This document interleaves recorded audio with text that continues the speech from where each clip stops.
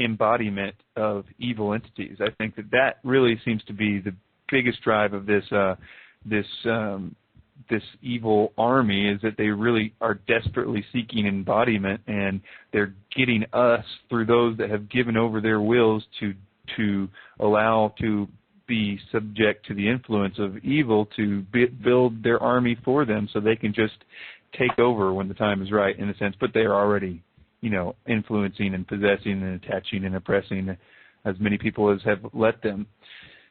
And they have this massive campaign, as you well know, just to get people to do more things and dabble a little more to give them more power. It's all so self-serving, and they're so two-faced, they're just, and it's all built on pride, like if you can get some kind of psychic power, it doesn't matter how awful it feels or how definitely not right or it feels, it's all trumped by the fact that they have power, and not even realizing that the other power is everything that they have, plus, everything that they can't have. It's a shame. But that's what we're here to hopefully let them know all about that.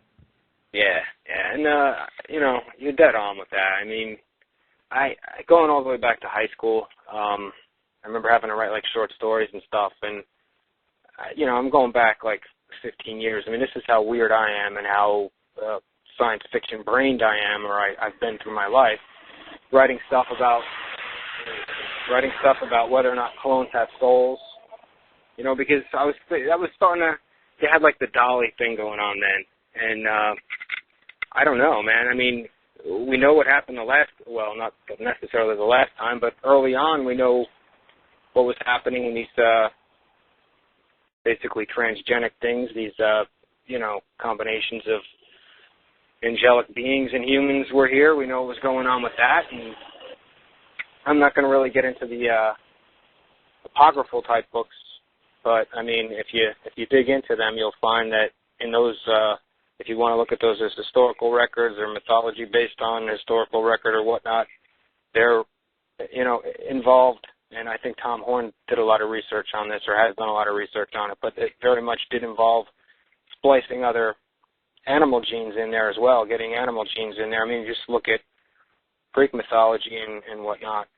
Had centaurs and everything else. And I went and I saw Narnia the other night, and that's what I was thinking when I was reading that. I'm like, Narnia comes out, I go see this, I'm seeing these centaur things running around and everything, and now here's what's in the news. Now, 2 days or 3 days after that comes out, now they approve this, now we're going to have hybrids. It's cool.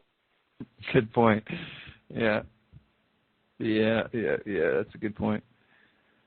But it definitely is probably all part of that, certainly, to be some conditioning towards it. And eventually when this is all said and done, when the separation between truth and lies is all done, this propaganda is going to work, and people are going to believe that this stuff is good, I mean, that's the only way that it can work, but it's just such a hard lie to believe. I mean, you really got to work at it.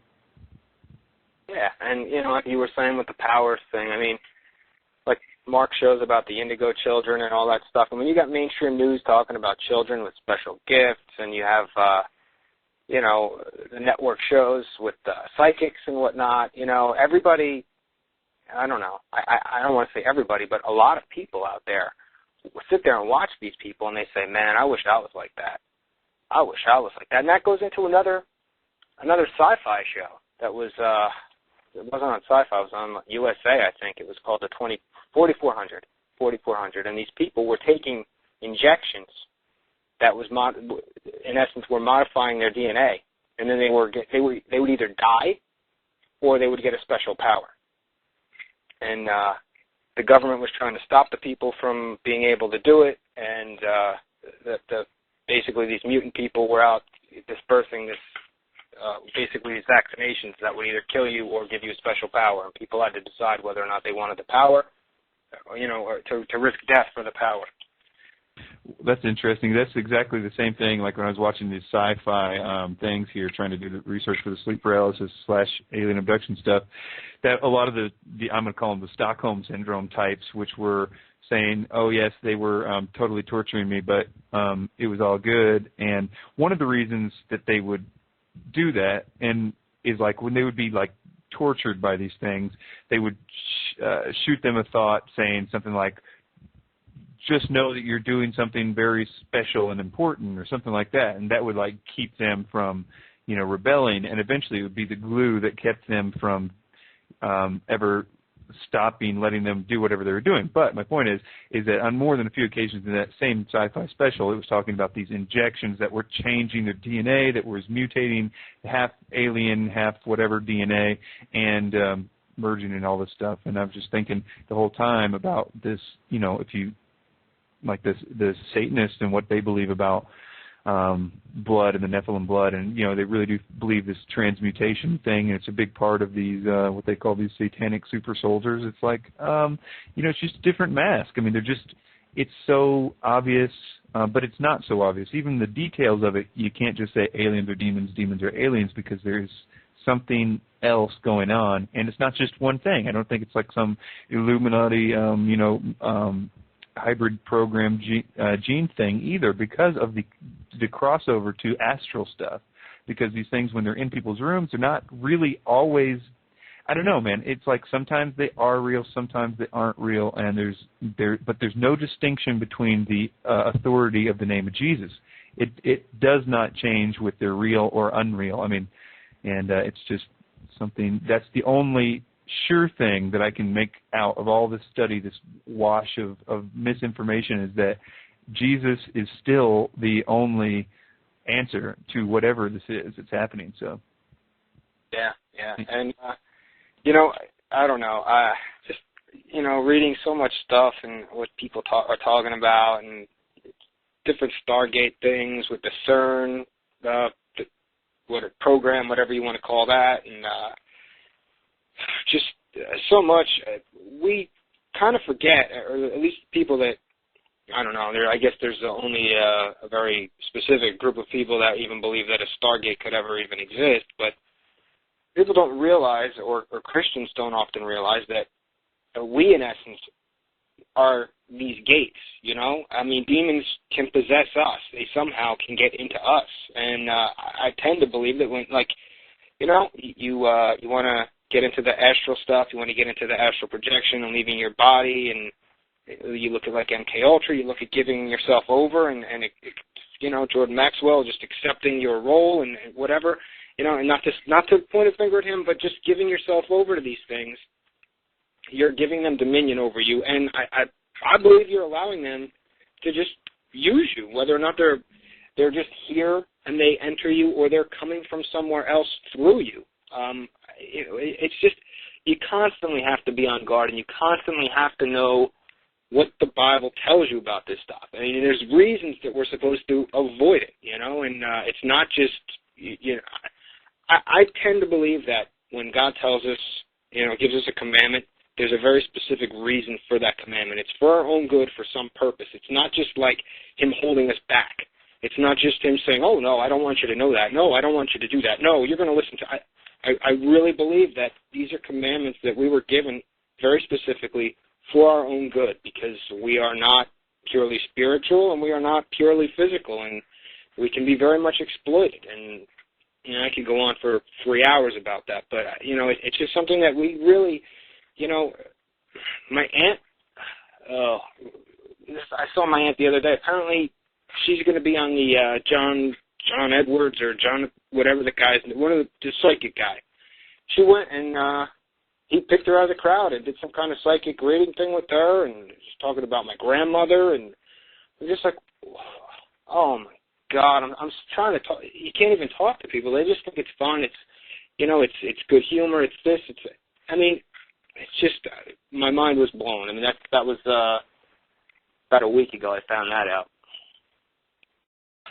Yeah, I mean, especially considering that the line seems to be so fine sometimes, and I'm not saying that every person that does anything like that will instantly see some negative benefit to it, but some people they do. Some people it is really, really touchy, and a lot of the cases, I mean, these people, something happened in their family. I think that the familiar spirits is talking about your family, spirits in your family somehow connected to that, because generally some some kind of authority given to them, and it doesn't really require your approval. The only thing is basically we're all pretty much title deed over to Satan until we give it over to Jesus. I mean, I hate to simplify it, but that's what this is all about. I mean, we're His until, and varying degrees,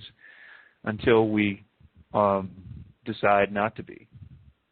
But it is so real, and the more everybody can see that our war is not with flesh and blood, the more actually I think it makes your life more complete, because you start to recognize what is and isn't. I know the perception is that I would be thinking that everything is, and I think that there is that extreme that people can take to it. But then again, there's also this level of things that probably happen to so many people that once you start to recognize what that is and that type of things, then you realize that we have the authority over that, and then it's over, it's done, and then I don't know. It seems like that's the way life is supposed to be, is not to just ignore it and let them, do whatever, but to take authority over them. I mean, they're not going to stop doing what they're doing, but that's why Jesus gave us the authority of His name. Right, absolutely. And I don't know. I think that it just becomes imperative for us to let, especially younger Christians, know, it's not cool. That's, these dabbling in this stuff is not fun and games. I mean, I'm sitting there at dinner and I really hate to keep bringing up family stuff, but I'm sitting there with my aunt and my uncle and my father, and my aunt is like telling me something about, I guess, their cousin, my father and my aunt's cousin, selling her house, and she buried a statue of some saint in the yard, or the realtor gave her a statue of some saint in the yard because they couldn't sell the house. And I'm just like, what are you talking about? And just such weird stuff. But I'm sure that that's some weird Catholic tradition or Italian thing tied in the Roman Catholicism or whatever.